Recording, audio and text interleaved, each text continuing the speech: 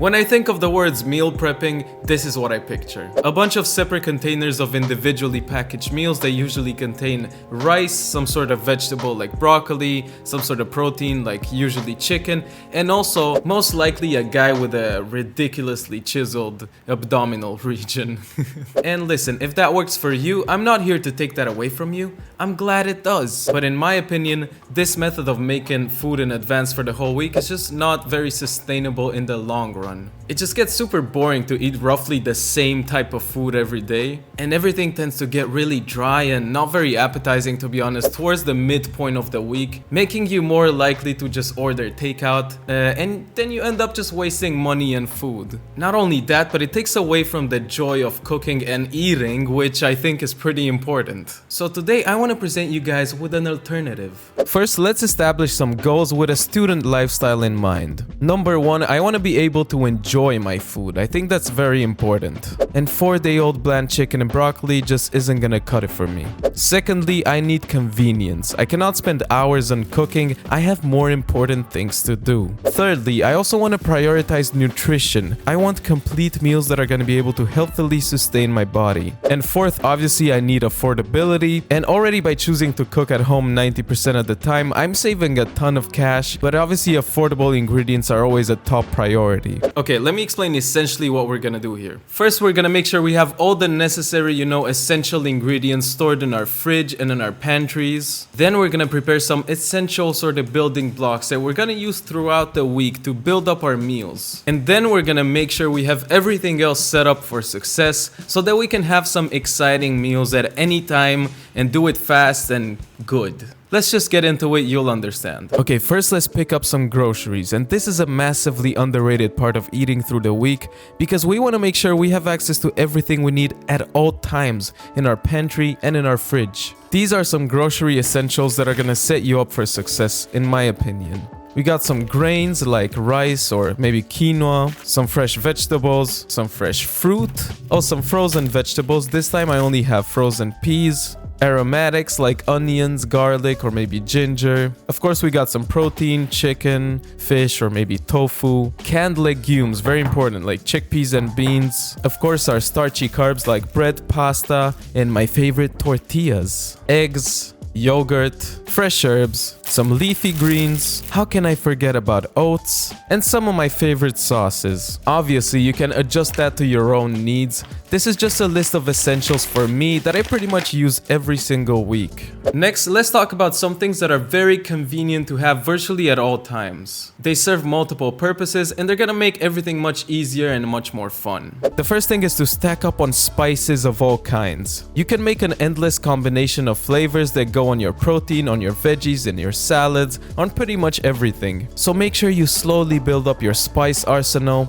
A really cool thing that I like to do is to mix up some of my favorite spices and make that my go-to spice mix for the week. For example, this time I started with salt, some dried thyme for an herby kick, chili flakes for that heat, some smoked paprika, and some garlic powder. And I just mixed this up and now I have this little jar of my own custom-made spice mix that I can use for everything. Similarly, the next thing is an all-purpose sauce. This is something you can pour over anything and you have ultimate control over its taste. My go-to sauce is this garlic tahini thing. I start with some yogurt, a few cloves of garlic, a lot of fresh cilantro including the stalks, some freshly squeezed lemon juice, some tahini paste, a drizzle of olive oil for the emulsification, and just salt and pepper. And I love that I can just always adjust the taste. For example, here I needed a bit more acidity and a touch of salt. And then I can just store this in a separate container and just use it for pretty much everything from protein to salad dressings. I also like to freeze some fresh fruit so I can have smoothies and desserts over the week. I'm doing some leftover ripe bananas here because they were quickly going bad, and this way I saved them and also put them to good use. The last thing I'll talk about are pickles, and it's actually way easier to make them from scratch than you might think. I personally think pickled onions are extremely versatile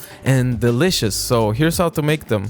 You're gonna thinly slice some onions, put them in a jar, and just top them with a solution of equal parts water and vinegar, plus some salt. In about 2 hours in the fridge, you're gonna have some vibrant pink pickled onions that you can put on pretty much anything. They're cheap, way better than the store-bought version, and you can just keep these in the fridge for a long time, like they're pickles. Okay, the next step is to prepare the things that would take a little bit longer or would just be pretty inconvenient to prepare during a busy weekday. For this, I recommend taking a day where you have just a little bit more time on your hands, but you definitely don't need a ridiculous amount of superhuman effort and time put into this. Here I'm talking about the basic building blocks of your meals. For example, rice. Rice is an excellent base for any meal and very convenient to always have on hand. You can use the pot method, but I just bought this cute little rice cooker and I want to put it to the test. Of course, before we do anything, we're gonna wash the rice under cold water and then just add it to the rice cooker with equal parts water and just let it cook the rice. That's what it's supposed to do. You don't need to do anything to it. Just, let it do its thing. And look at that. You just got a bunch of fluffy rice with virtually no effort that you can use during the week. Another thing I like to do is prep some baked potatoes, and a super convenient way to do this is by just poking some holes in them, wrapping them up in aluminum foil, maybe add some olive oil and some salt, and just throw them in the oven for about an hour. I like to do this with a bunch of potatoes, and then I can just store them in the fridge like this, and boom, potatoes for days. If you have an oven, you're gonna need to take advantage of it. I like to use it to just roast a bunch of vegetables. This time I use cauliflower and broccoli, but you can pretty much use anything. After washing them, I just chop them up into bite-sized pieces. And in a bowl, I lightly coated them with some olive oil and just blasted them with the spice mix we made earlier. And then all I gotta do is bake them at 180 Celsius for about 45 minutes, and now I got some delicious veggies, simple as that. Another thing you can prep, although it's not necessary, is your protein. You can pretty much do anything you want. Today, for the sake of example, I'm going for some classic chicken breast. I'm gonna cut it into thin pieces, going in with my spice mix and really mixing it using my hands, and make sure to wash your hands unless you're a fan of salmonella. And just cook the chicken in a hot pan. No need to get fancy. Of course, I shouldn't have cooked them in one batch because I super overcrowded the pan. But again, I'm trying to think like a student here, and most of us would be too lazy to do this in 2 batches. And guess what? It worked. And also, very underrated, I like to hard boil some eggs, since it's super easy and these guys last for up to a week in the fridge, making for a great addition to any meal or even a great snack on their own. Simply drop them in some boiling water, making sure not to crack them, and just let them cook for 8 minutes or so. After that, I like to take them out and dunk them in some very, very cold water. In my experience, this makes them a little bit easier to peel. And now you got eggs. Congratulations. And notice how a lot of these things take a little bit longer to make, but actually they're pretty low effort if you think about it. Like, you just gotta set them and kind of forget about them. There's no active effort in that span of time. Now, this may look like classic meal prepping for now, but don't think of what we just did as meals. Think of them as the building blocks of your future meals. Store them in separate containers, and now you have access to each of these ingredients individually whenever you need them. Also, for most of these things, I definitely wouldn't keep them in the fridge for more than 3-4 days. Because honestly, it doesn't take that much effort to replace them or refresh them. For example, instead of rice, I may just cook up some quinoa, which is even easier to make. It takes like 10 minutes. Or instead of chicken, I'll go for some fish or maybe some tofu. The whole point is not to get bored of it. Okay, this is where the beauty of this method shines. During the week, I want to show you exactly how I would use everything that we prepared in a normal weekday of cooking and eating. But before that, a quick word from our sponsor, Jimmy Joy. This video is brought to you by Jimmy Joy. Jimmy Joy make complete, easy, and affordable meals that contain a perfectly balanced mix of plant-based protein, healthy fats, slow carbohydrates, fiber, and 26 essential micronutrients. These meals are perfect for saving time and money and not sacrificing nutritional value. They have 4 different varieties. They have drinks, instant hot pots, bars, and my personal favorite, the Plenty Shake.